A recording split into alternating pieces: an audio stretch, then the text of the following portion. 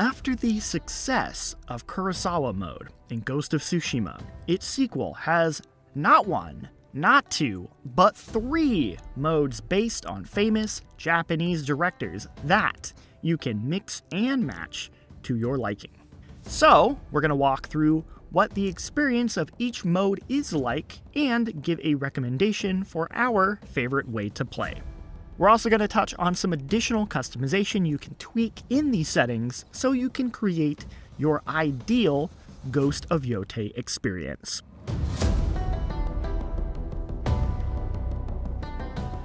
Returning from the first game is Kurosawa mode, which sets the game to Japanese audio, turns the visuals black and white, and adds a film grain and blemishes to create the look of an old samurai film. There's even a filter applied to the audio to really sell that old-timey feel.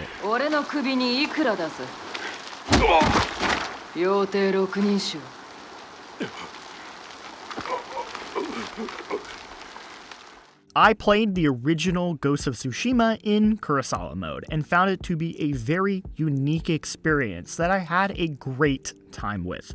That said, I did slightly regret my choice because I ended up missing out on the game's vibrant colors, a compromise you will once again have to consider for Yotei. As striking as the black and white can be, you might run into visibility issues with Kurosawa mode. Certain enemy attacks will have colored cues to denote if the attack is a parry or block. There is a visual difference, so it's still possible to tell one from the other, but I personally found it a lot harder without the color to assist. Speaking of color, certain quests require you to find a yellow field of flowers, for example, which can be pretty dang impossible when everything is shades of gray. I also ran into this issue back in Tsushima, and it's still a problem here. Since Kurosawa mode is in Japanese, you'll be relying on subtitles, which also can be hard to read when walking through snow, for example. But this can be solved by entering the accessibility menu and changing their color or adding a backdrop. Fun fact, even though Kurosawa mode does default to the Japanese dub, you can still switch it back to English or any other language in the audio settings. I can make your bow sing if you have the coin. I have new items if you care to look. Takeshi Miike, a man who's done it all. Like seriously, go look at the man's IMDb page, it's insane.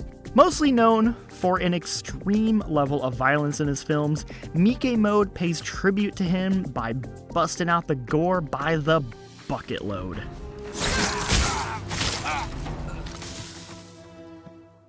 Geysers of blood spurt from decapitated Ronin, and mud splatter covers everyone to a comical degree.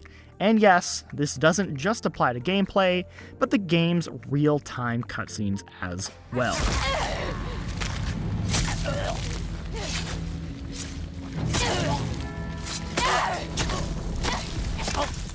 There is a level of ridiculousness that Miike mode brings that you could argue is a bit much during more serious moments, but I love it. It gives the game a vibe that I now wish it had all the time. Like seriously, this is so ridiculous. I think this mode rules, and I'm pretty much always going to recommend you use it unless you don't like blood at all, in which case you can go to the settings and just turn off blood completely. But still keep Miike mode on for that extra muddy playthrough.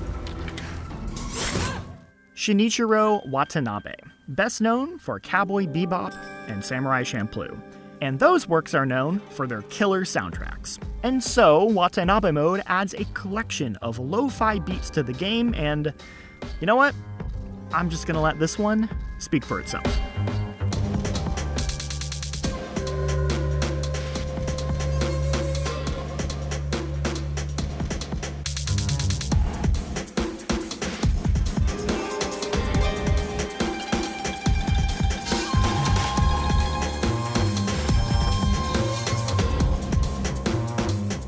Watanabe mode doesn't replace all the music. Cutscenes and major story beats still have specific music that are present. But music while riding and exploring are changed, as well as music during general stealth and combat encounters. I do really enjoy the chill vibes that Watanabe mode brings, but I am a little disappointed in the limited amount of music available.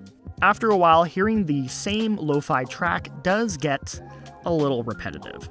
The default experience of Yotei actually lacks music much of the time while exploring, letting the sounds of nature and the blowing of the wind speak for itself. Still, Watanabe mode is a good time to throw on, and you should try it out for yourself. But why try just one of these modes when you can combine them?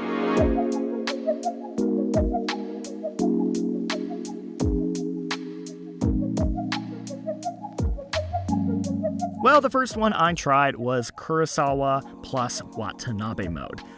A bit of a strange mashup. The older samurai film look and sound that Kurosawa mode is trying to create really clashes with the modern lo-fi beats of Watanabe mode. Lo-fi beats filtered to sound like they come from the 1950s is odd.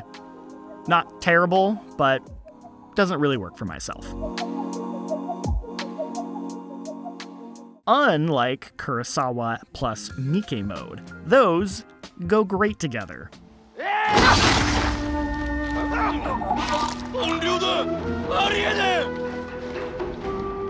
Some of those old black and white samurai films are violent as all heck, and seeing that excessive blood, regardless of the color, is still so much fun. Now you might think the increased gore of Miike mode would clash with the chill lo-fi energy of Watanabe mode, but the contrast actually works extremely well. It makes sense when you think about it. Many of Watanabe's works do this exact thing, balancing a laid-back world and characters with splashes of hyper-violence. Now, whether you decide to combine all three modes together is gonna depend on if you find the disconnect between Kurosawa and Watanabe mode to be an issue for you the way it was for myself. As mentioned before, Yotei has a large variety of additional settings you can tweak to your liking, something I very much appreciate. I've already mentioned a few of these, but let's touch on a couple more.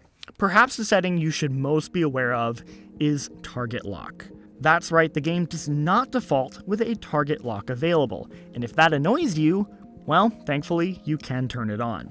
It comes in two flavors. I recommend Swap on Defeat, which will then auto-target the next closest enemy after you kill one. Otherwise, you need to manually relock each time, and that's kind of annoying. The second setting to consider is changing the combat cameras. Yotei's default camera will dynamically move around to help keep enemies in frame for you. If you don't like this and prefer the camera from Tsushima, you can switch to classic camera.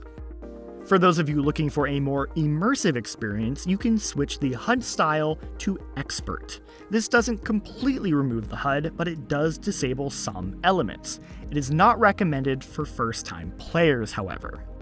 If you want a little more of a challenge, you can turn off wolf appearances, which prevents your wolf companion from saving you from death. I imagine most of you will want this to stay on, though. And finally, Quick Camp, which is on by default, will skip the camp minigames over time. But if you really like them and want to keep doing them, you can disable Quick Camp.